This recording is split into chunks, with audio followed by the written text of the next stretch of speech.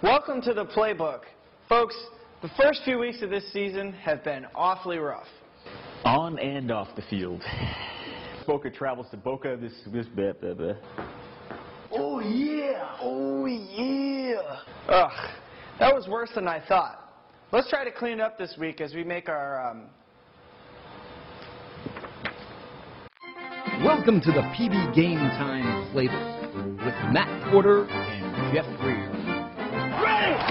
All right, see, at the Playbook here, we aim for perfection. Let's get a little bit closer to it this week. Last week, I was 12-4, Jeff was 13-5.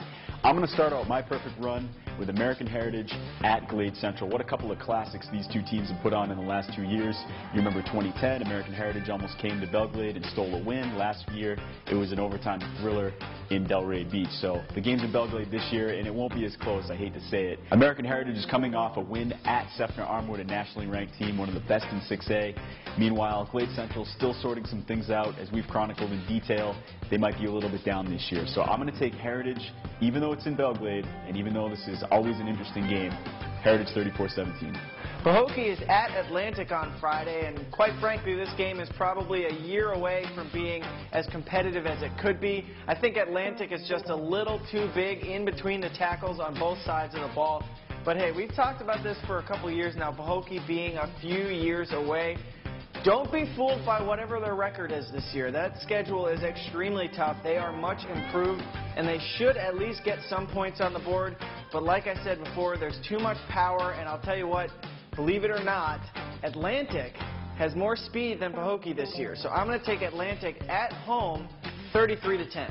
John I. Leonard is at Wellington looking to go 3-0 for the first time since last year when they were 3-0 at this time. They finished 4-6. So look, the precedent here is set. Let's not get too crazy about John I. until they prove that they can beat the Bocas, the Park Vistas, the Palm Beach Centrals, and Seminole Ridges that come on their schedule later in the season. I'm going to take John I. here. They'll handle business this week, 30-10.